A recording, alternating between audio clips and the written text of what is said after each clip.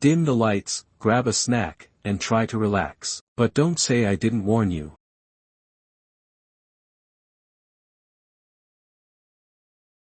My name is Zara. I'm 26 years old, a registered nurse, and until last month, I didn't believe in the supernatural.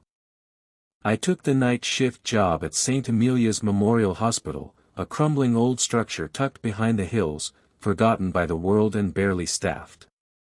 The pay was surprisingly high, but the hospital was eerie, oddly preserved, as if time had stopped in 1989. My first night started with a warning. "You'll be working Ward 9, said the head nurse, an emotionless woman named Ms. Kinley, whose eyes never quite blinked. "There are rules you must follow. Break them, and you won't survive the week." I laughed, but she handed me a yellowing sheet of paper titled, Ward 9 Night Protocols. I thought it was a joke, until I read them. Rules for Night Shift, Ward 9. 1. Never speak to room 913. If someone knocks or calls from it, ignore it. That room is empty.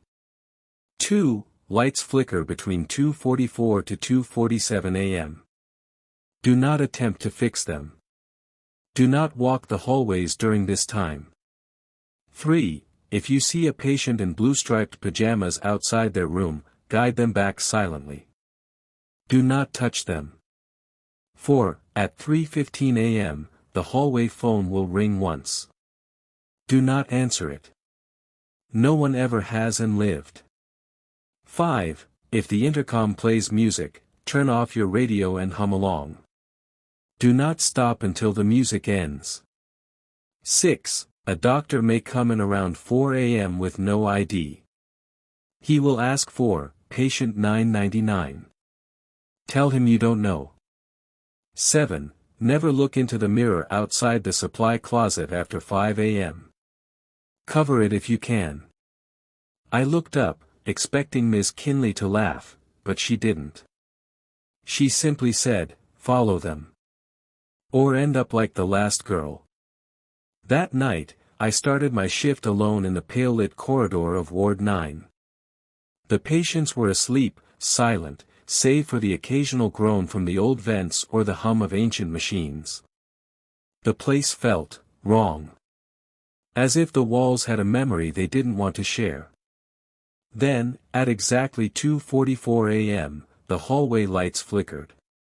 And a voice whispered my name from behind room 913's door, "Zara." It wasn't loud.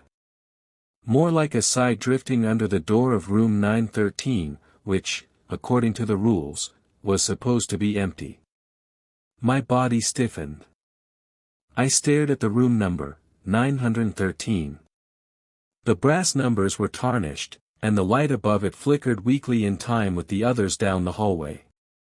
"Zara, help me." I felt ice creep up my spine.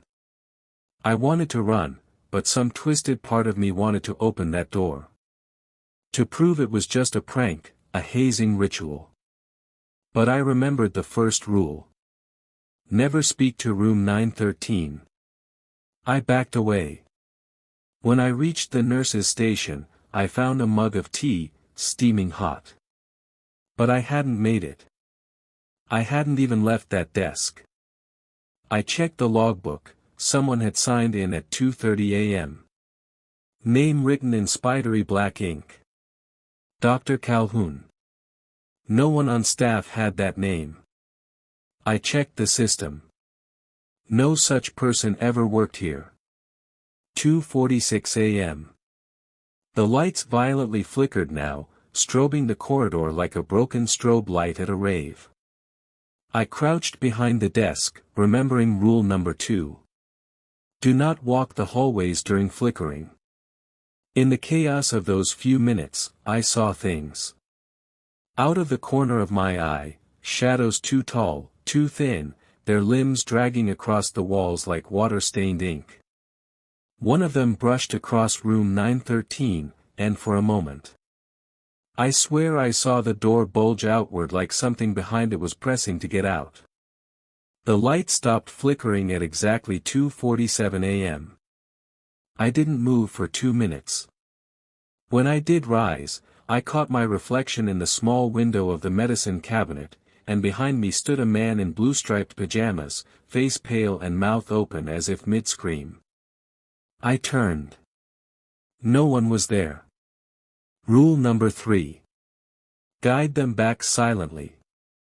Do not touch them. I grabbed the flashlight. The hallway was empty now, cold, and unnaturally still. That silence that hospitals never have, no beeping, no breathing machines. Just the hum of electricity and the ticking of a clock I hadn't noticed before. 3:15 a.m. The hallway phone rang. Once. The sound was piercing in the silence. I stared at it like it was a coiled snake. But I didn't move. And then I heard something worse. Footsteps walking away from room 913. Bare feet. Slapping softly on tile. Coming closer, the footsteps stopped. Right behind the nurse's station. I didn't dare look. I could feel eyes on me, eyes that didn't blink, that weren't bound by skin or bone. My breath caught in my throat.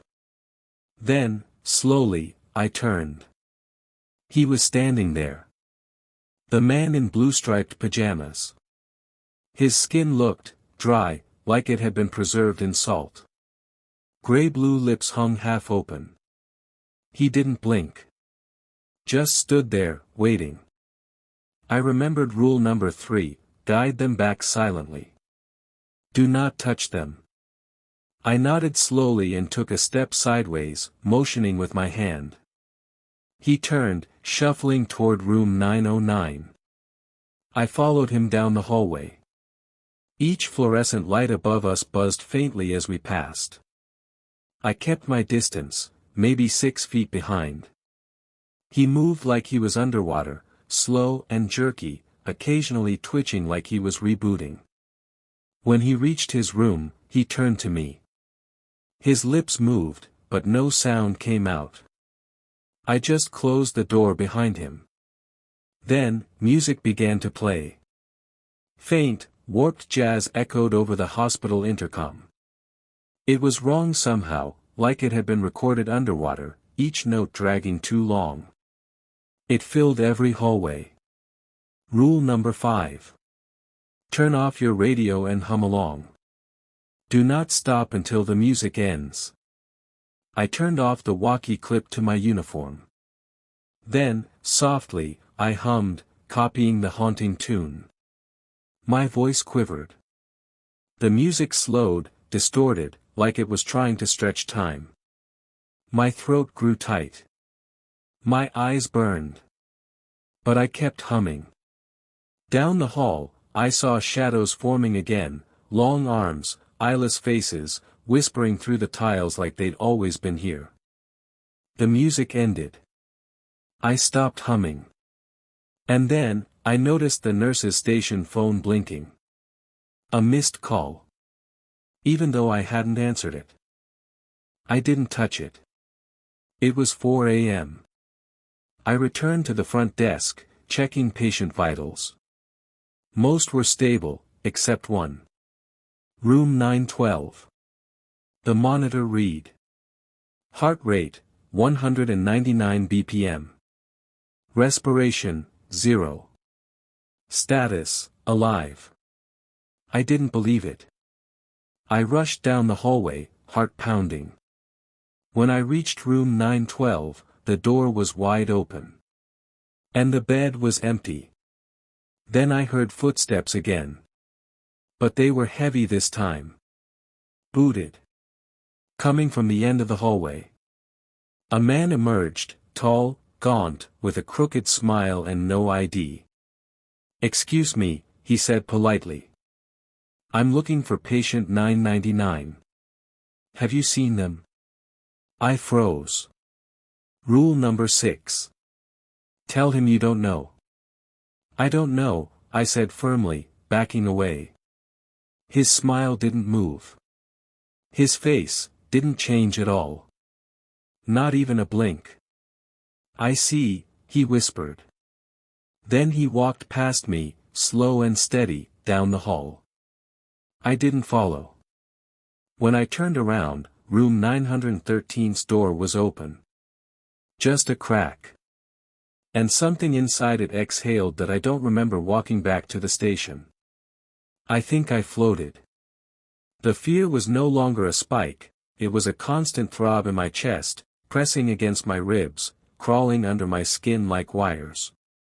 I sat there, eyes fixed on the open crack of room 913. Whatever was in there, it was aware now. It had noticed me.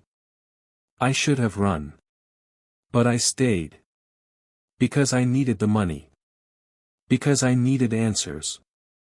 Because I needed to know why they gave me a list of rules instead of a proper orientation. And then, it was 5:01 a.m. One more hour. I stood up and made my rounds quickly. Most patients were still asleep, but when I walked past the supply closet, I stopped. There it was. The mirror. Oval, slightly cracked at the edges, just outside the door. Rule 7. Do not look into the mirror after 5 a.m. Cover it if you can. I reached into my bag and pulled out a folded towel. My reflection in the mirror was dull, blurred, like looking at an old VHS tape. But as I raised my hand to cover it, my reflection smiled. I didn't. My reflection lifted a finger and tapped on the glass. 3 slow taps. I stepped back. But the mirror didn't reflect me stepping back.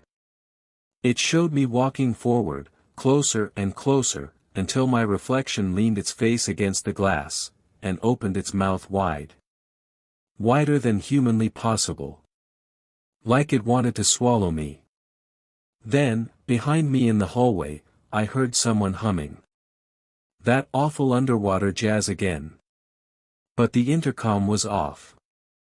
I turned slowly and saw nothing, the hallway was empty. When I looked back, the mirror was cracked down the middle. My reflection was gone. I threw the towel over it and ran back to the desk.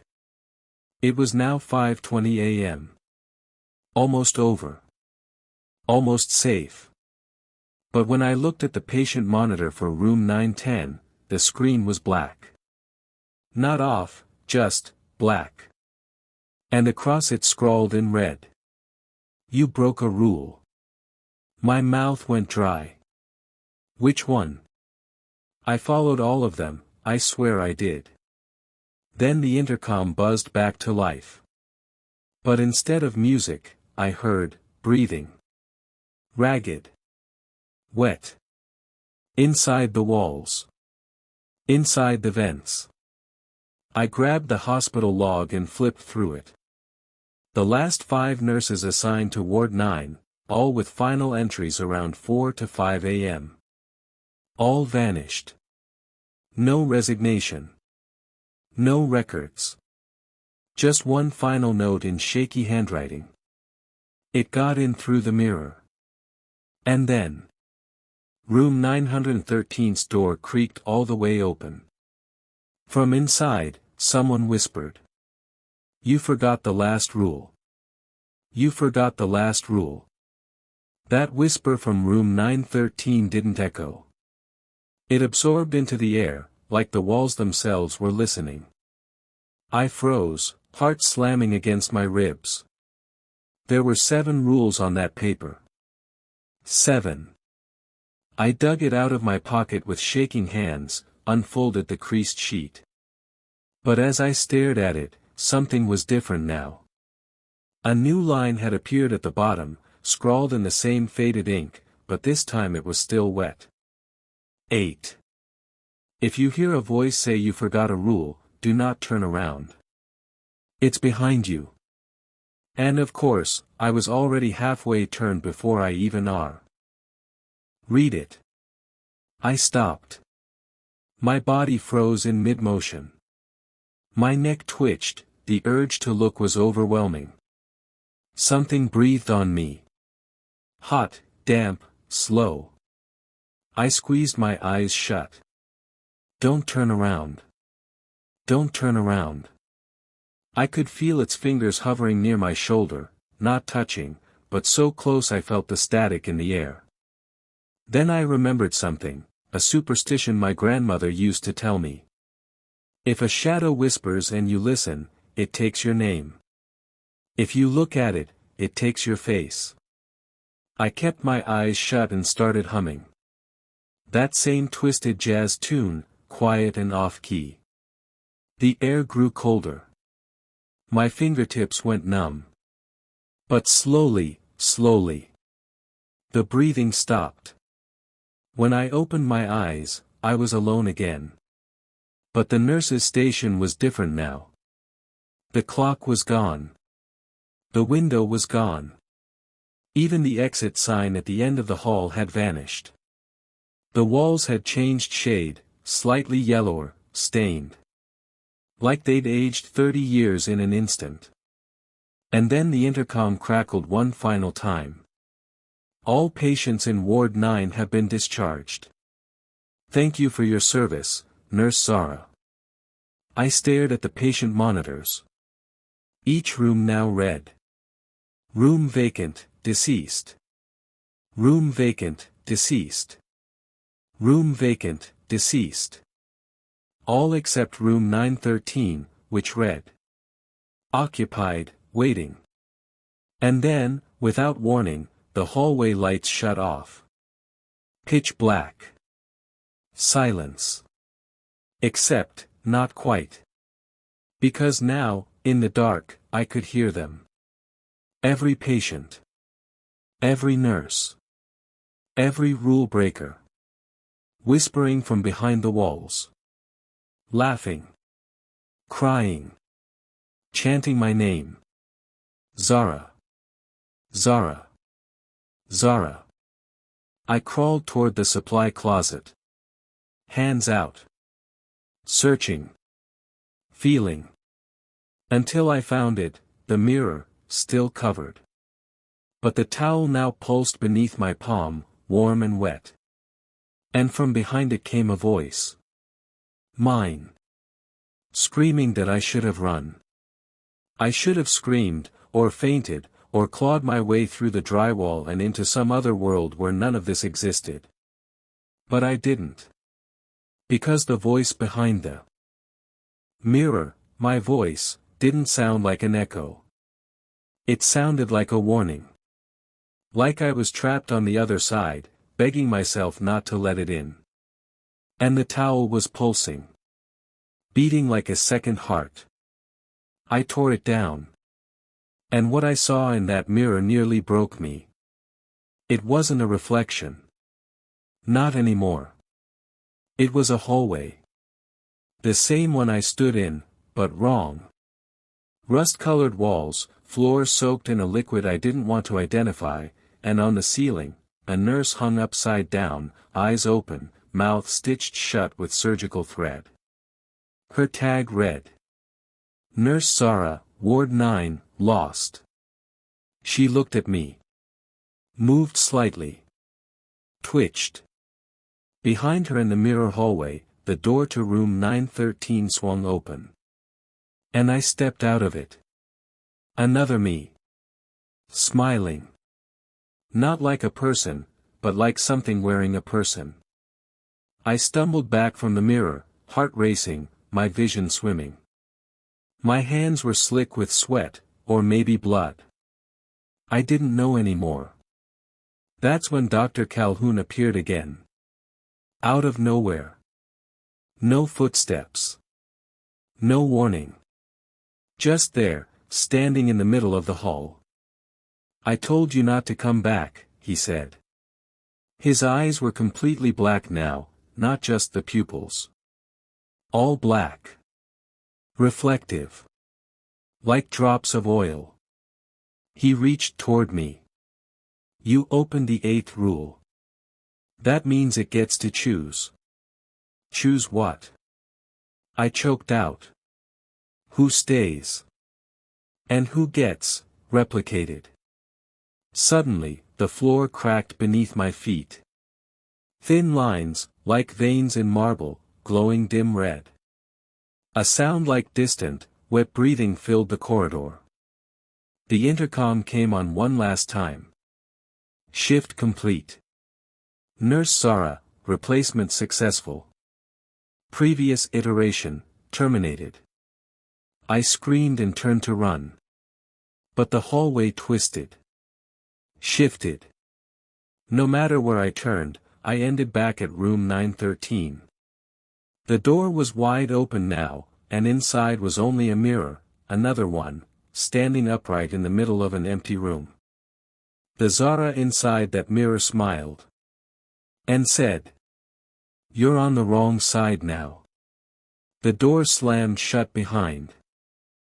I banged on the door, fists raw, lungs burning. But no one came. Room 913 was nothing like the rest of the hospital. It had no bed, no machines, no windows. Just that freestanding mirror in the middle of the room, casting no reflection. Just darkness. And then I heard it again. Footsteps. My own. But not mine. Behind me, the door creaked open. A pale arm reached in, flicked off the overhead light, and slammed it shut again. Darkness swallowed the room. And in the blackness, something breathed with me. Perfectly in sync. Inhale. Exhale. Inhale. Exhale. Until, suddenly, it didn't. It kept breathing. Faster. Wetter. Close. Then I heard my name. Zara. But this time it was a chorus. Layered voices, hundreds stacked atop one another, all versions of me. One crying. One laughing. One choking. One whispering, "Don't look behind you." Not this time. The mirror began to hum, low, like an engine turning. Shapes moved inside it, swimming like shadows trapped beneath ice. I stepped forward, trembling. And I saw something. Not a reflection. But a monitor screen, like a live camera feed, showing the real world, the nurse's station. And someone wearing my uniform was sitting in my chair. Typing notes. Smiling politely at staff. Moving naturally. It was me. Or rather, it was the thing that replaced me. I screamed. The walls of room 913 pulsed outward like a lung, and new rules began appearing on the walls, carved in blood, bone deep. Rule 9, you are not real anymore. Rule 10, if you see yourself outside, don't wave. Rule 11, Ward 9 doesn't exist. Not to them. Rule 12, your shift never ends. Rule 13, replace the next nurse. The last rule made my breath catch. The mirror lit up one more time, and in its surface, I saw another girl, young, tired, dressed in scrubs, badge freshly printed. She was walking down the hallway. A new hire. She stopped outside room 913, and froze. She could hear me. "Please," I begged. "Don't open the door. Don't let it happen to you." She squinted.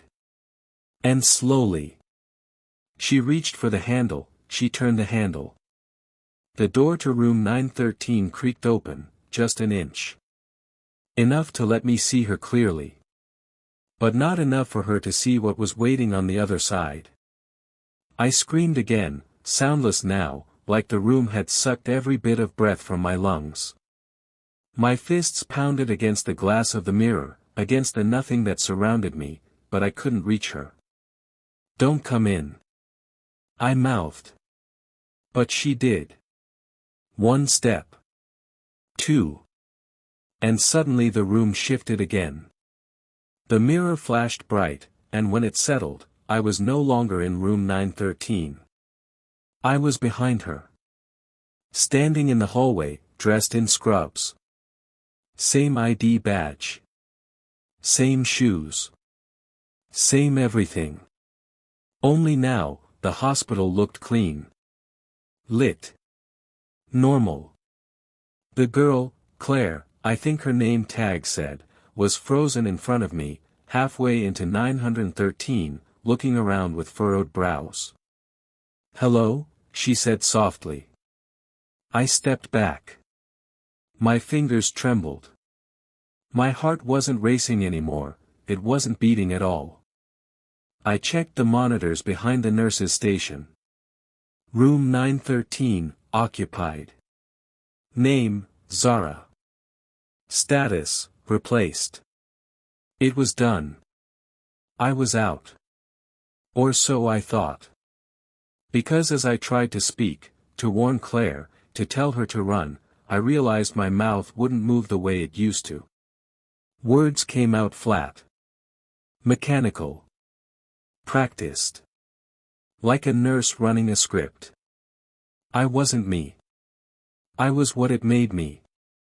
And behind my eyes, I could feel Zara, the real one, still trapped, screaming inside me, her hands pressed to the mirror, begging to stop the cycle. And yet, I smiled at Claire. "Welcome to Ward 9, I said, voice calm and glassy. "You're going to do just fine." Then, without blinking, I handed her the same faded sheet of rules, now yellowed and moist. She frowned as she read them, just like I did. "Is this some kind of joke?" she asked. I tilted my head. "No," I said. "It's a warning. Somewhere, down in room 913, a mirror hums. And in something waits. The end."